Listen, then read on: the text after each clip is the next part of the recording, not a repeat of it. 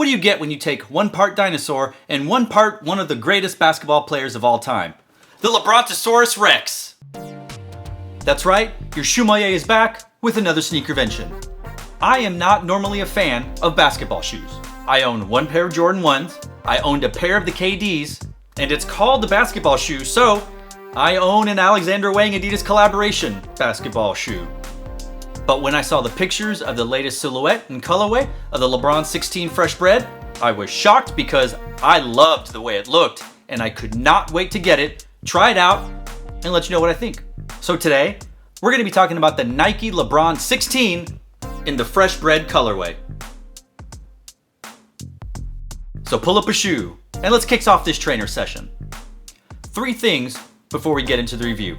Number 1, as I mentioned earlier, this is my first pair of LeBrons, so I have no context or familiarity with previous versions of the shoe.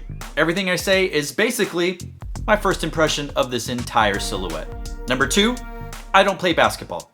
I don't pretend to play basketball. I don't do anything basketball related short of maybe trying to throw a piece of paper in the trash can or playing NBA Jam. So my review of this shoe is strictly going to be from a lifestyle perspective. And number 3, we're going to do this review a little bit out of order than what you might be used to on this channel. Let's talk about size and fit first. I am consistently a size 9 across Nike, Adidas, Puma, etc. So for this shoe, I ordered my size 9 and the shoe fit. I would say you could order true to size and this would fit you perfectly, again, from a lifestyle perspective.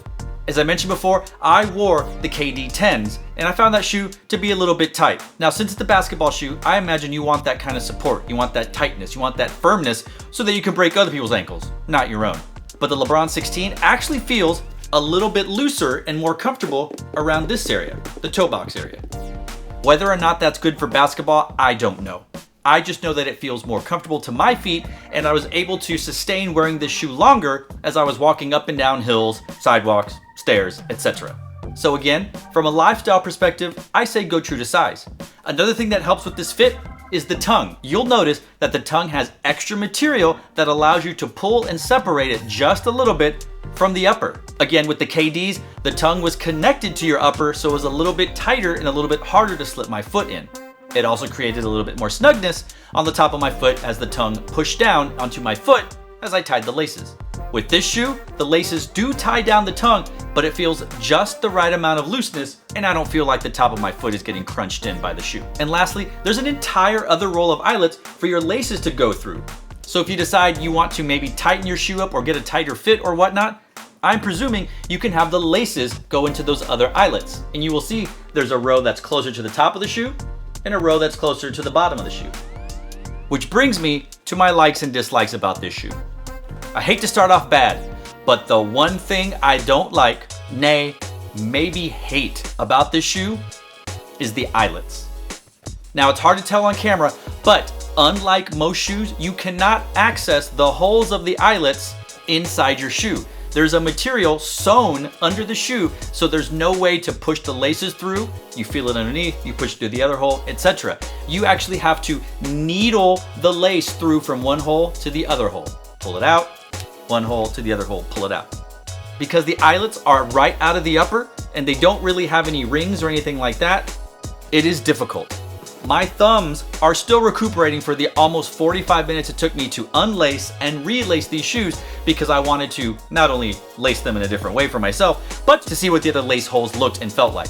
It was a bear to do. It was a B with a capital itch. And as you can see, I did lace it up a little differently because I wanted to incorporate the bottom row, all this other stuff, and see if I could do the lace short enough where I didn't actually have to tie it and it could just be kind of hanging like that. A modified hype beast lacing, if you will. But after 45 minutes of experimentation with this, my fingers couldn't handle it anymore. I can't do it. Again, I don't know if this is the way it was on previous versions of the LeBron, but this was the most aggravating thing of any shoe I've ever encountered in my life, and that is not hyperbole. So if they intend to do this again, or if this is what they've always done, I don't know how you guys do it. I just know I hate this lacing system. But what do I like about this shoe? The colorway, the colorway, the colorway. This black and this maroonish red, dark red, this Bred, this Fresh Bred, it's lights out. If all black is murdered out, this has to be homicided out. Homicide? This is like a triple homicide right here. This is dirty in the best way. If clean were to mean like clean, this is dirty. Like, Christina Aguilera dirty, like in a fantastic way.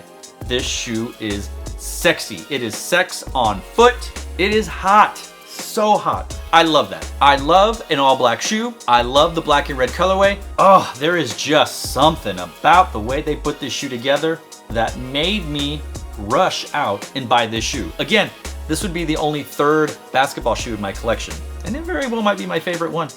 Now let's talk about comfort.